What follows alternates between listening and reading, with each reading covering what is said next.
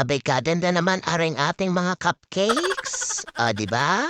Bago ang lahat, maikwento ko lang mga friendship. Dati wala talaga sa isip ko na gagawa ako ng cakes. Magde-design ako ng mga kakaibang klaseng mga 3D cakes. Wala talaga sa isip ko yan kasi isa lamang akong hamak na empleyado. Dati kasi akong nagtatrabaho sa bangko.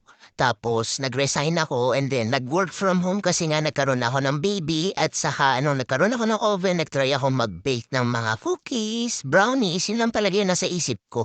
Hanggang sa tinry ko yung cake, sobrang hirap palang gumawa ng cake, yung papapakinis pala ng cake, hindi biro, merong magtanim ay di biro, ang mag-bake at mag-decorate ay di biro, magpakinis ng cake. Seryoso, tumatagal ako sa papapakinis pa lang ng cake, pero nag-practice ako na nag-practice, sabi ko gusto kong magbenta ng cake. Hanggang sa, eto na, naging madali na, kulang na lang mag-tiktok habang nagde-bake. Kembot yan, kembot dito.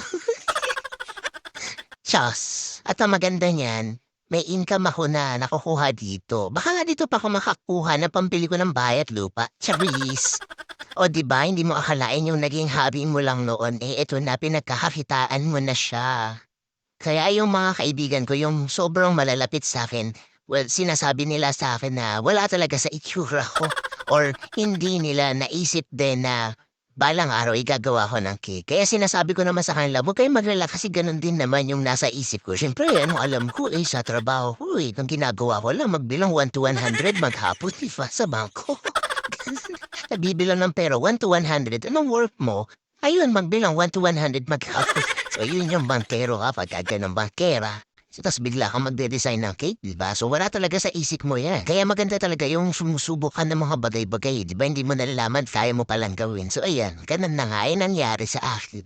So, yun na nga yung chika ko, yun lang. So, ayan, matatapos na nga tayo. Yung mga fondant details natin, lahat yan na edible, yung mga fondant natin na lily flowers. Yan yung ating i-design sa ating mga cupcakes. Kasi ang cake talaga natin ay lily ang design. So, dapat yung mga cupcakes natin ay ganun din. So, ayan, tapos na nga sila. Para yan sa ating 28 pieces na cupcakes. May pasobra yan kasi in case na baka masira. Yung isa, meron akong backup na pwede natin ilagay. Dalawang style nga yung ginawa ko. Wala lang, gusto ko lang para yung color ng cupcakes ay merong puti at merong dilaw. So ayan, mga 1 hour bago pick up ni client yung kanyang mga cupcakes, dun ko palang ilalagay yung mga fondant toppers natin na lilis kasi nga, pagka matagal sa ref, ang fondant nagmo-moist siya. And this is the final look of our cupcakes, lily cupcakes. And meron din akong pinost ng pag-decorate ko ng lily cake. So, nandun na sa comment section. So, check nyo lang. Ayan yung cake na kapartner nitong mga cupcakes. Yun lang for today's video. Thank you for watching. Bye-bye!